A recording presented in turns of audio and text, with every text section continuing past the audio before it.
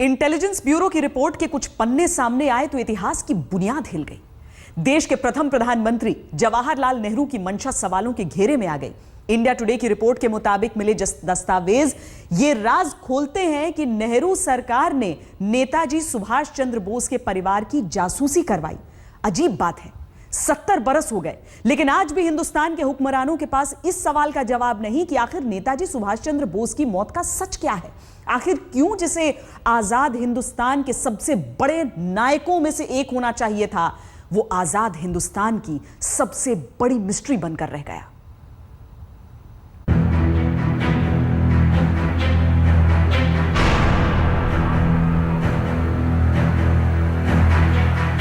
इसे सियासत की विवशता कहें या कूटनीति का कुचक्र, 7 दशक बाद भी नेताजी की मौत बस एक रहस्य है। नेताजी की मौत कब हुई, कैसे हुई, कहां हुई, ये सवाल जब भी उठते हैं इतिहास का कोई अध्याय बेपर्दा होने लगता है। जाने वो कौन सा सच है जो टुकड़ों टुकड़ों में देश के सामने आ रहा है, लेकिन मौजूदा राजनीति में भूचाल लाने के लिए काफी है। सन 45 में जब पंडित नेहरू ने ये छाती ठोक करके बोल दिया कि सुभाष चंद्र बोस की डेथ हो गई है प्लेन क्रैश में, 46 में कंफर्म किया, सरदार पटेल ने भी कंफर्म कर दिया 49 में। उसके बाद में आप उनके फैमिली के उनके भतीजों पे जो अपने आप में देशभक्त थे, जो फ्रीडम फाइटर थे, आप उनके ऊपर जासूसी करते हो अंग्रेजों की तरह से। आप इंटेलिजेंस मशीनरी का मिसयूज़ करते हैं, आप लोकल इंटेलिजेंस को लगाते हैं उनके पीछे, उनकी मूवमेंट को आप इंटरसेप्ट करते हैं, आप उनके लेटर्स को पढ़ते हैं खोल के, आप उसको फाइलों में लगाते हैं। सुभाष चंद्र बोस की बीवी को भी आप नहीं छोड़ते आप लोग। तो ये पूरा जो ये क्या था वो इसलिए किया गया था कि उनको मालूम था वो मरे नहीं है। इंटेलिजेंस ब्यूरो की 2 फाइलों के जरिए जो सच सामने आया है वो आजाद हिंदुस्तान के पहले प्रधानमंत्री पंडित जवाहरलाल नेहरू को सवालों के कटघरे में खड़ा करता है। आखिर वो क्या मजबूरी थी जिसने नेहरू सरकार को 20 साल तक नेताजी की जासूसी कराने को विवश किया, या वो कोई डर था जिसे नेहरू सरकार कभी सामने नहीं आने देना चाहती थी।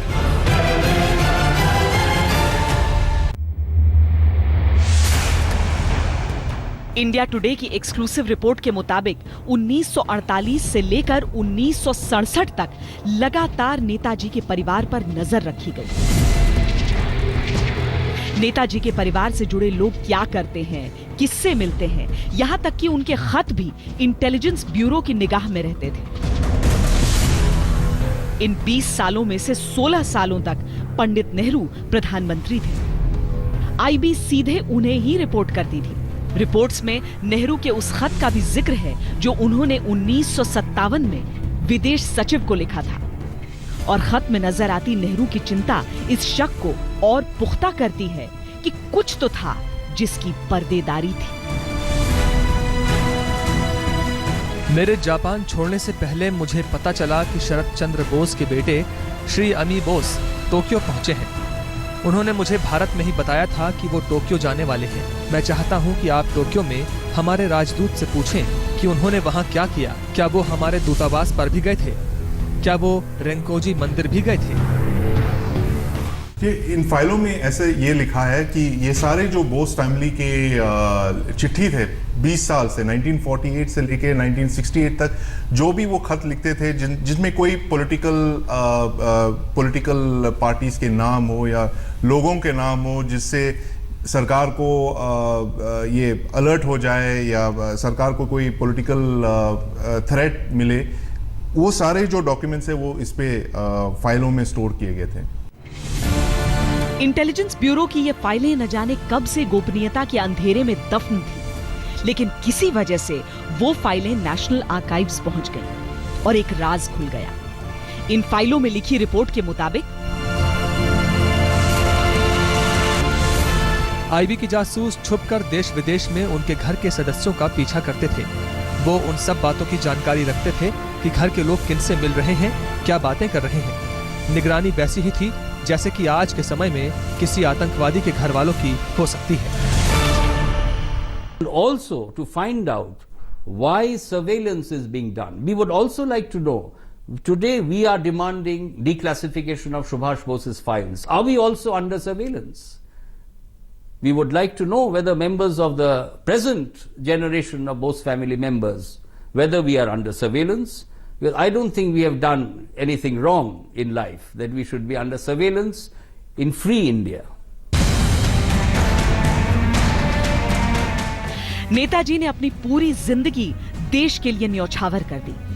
दुर्भाग्य है कि वो अपने ही देश में एक सवाल बन गए हैं, एक ऐसा रहस्यमयी सवाल जिसका जवाब न जाने कितने ही आयोगों की जांच रिपोर्ट्स के नीचे दबा है, न जाने कितनी ही इंटेलिजेंस ब्यूरो की फाइलों में छुपा है, लेकिन इतना साफ नजर आता है कि कभी विदेश नीति तो कभी कूटनीति का हवाला देकर हिंदुस्तान की सियासत सच सामने नहीं आने देना चाहती।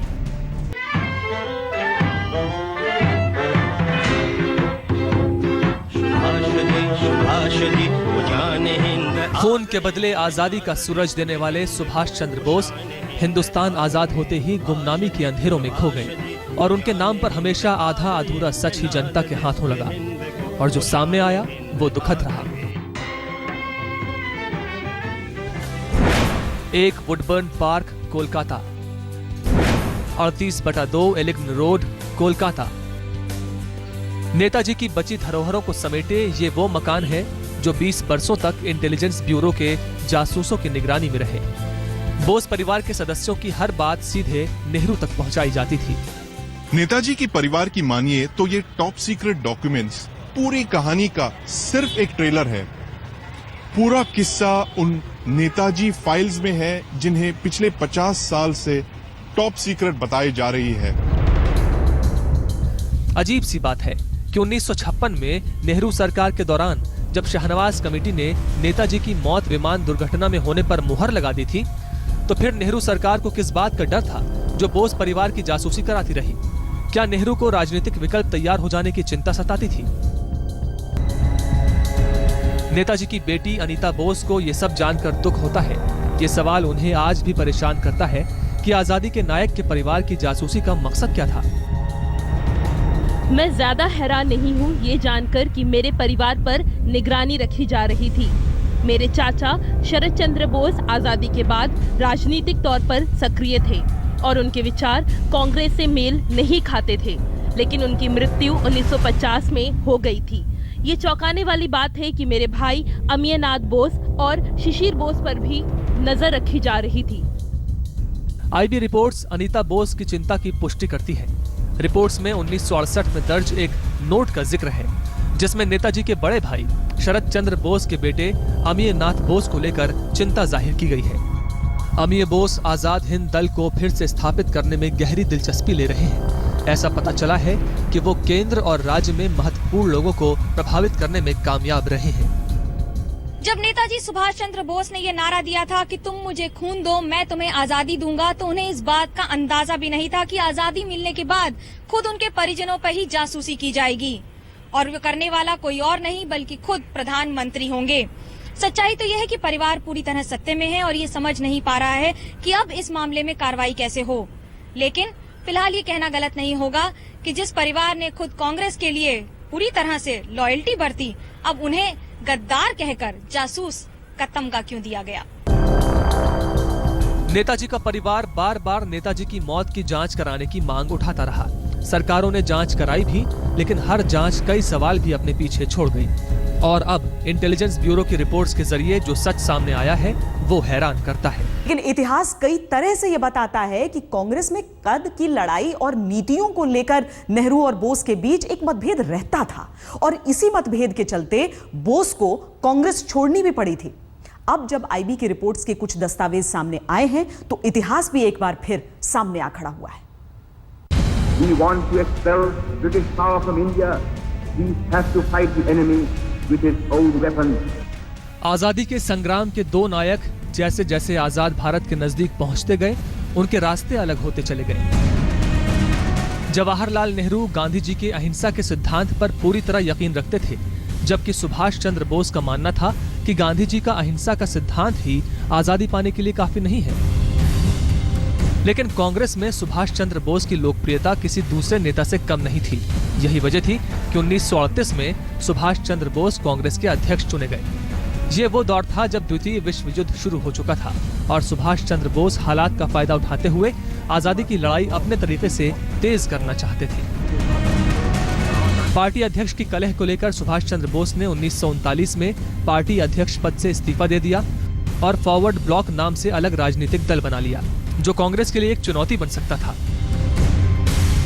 इंटेलिजेंस ब्यूरो की रिपोर्ट्स में अब जब जासूसी कराए जाने का मामला सामने आया है, तो ये आशंका भी बनती है कि शायद नेहरू नेताजी के राजनीतिक विकल्प बनने को लेकर चिंतित थे और यही वजह थी कि उन्होंने ब्रिटिश सरकार के दौरान से चल रही जासूसी को बंद नहीं किया।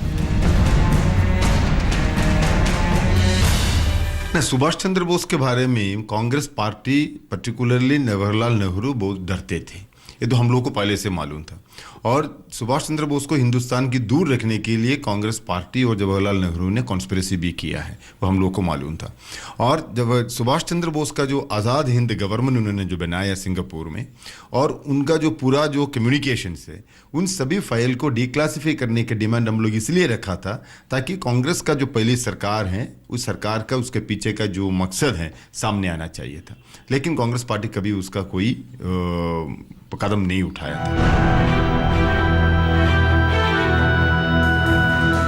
1939 में जर्मनी और ब्रिटेन के बीच युद्ध छिड़ने के दौरान युद्ध के मद्देनजर कांग्रेस पार्टी का रुख तय करने के लिए सुभाष चंद्र बोस को विशेष आमंत्रित के तौर पर कांग्रेस कार्य समिति में बुलाया गया। उन्होंने अपनी राय के साथ साफ साफ कहा कि अगर कांग्रेस नहीं करती तो फॉरवर्ड ब्लॉक अपने दम पर ब्रिटिश राज के खिलाफ युद्ध शुरू कर देगी। लेकिन आजादी मिलने के बाद जिस तरह नेताजी रहस्यमयी तरह से गायब हुए और उनकी मौत आजाद भारत का सबसे बड़ा सवाल बन गई है, उस पर इंटेलिजेंस ब्यूरो के मौजूदा दस्तावेज एक बहस की गुंजाइश छेड़ते हैं।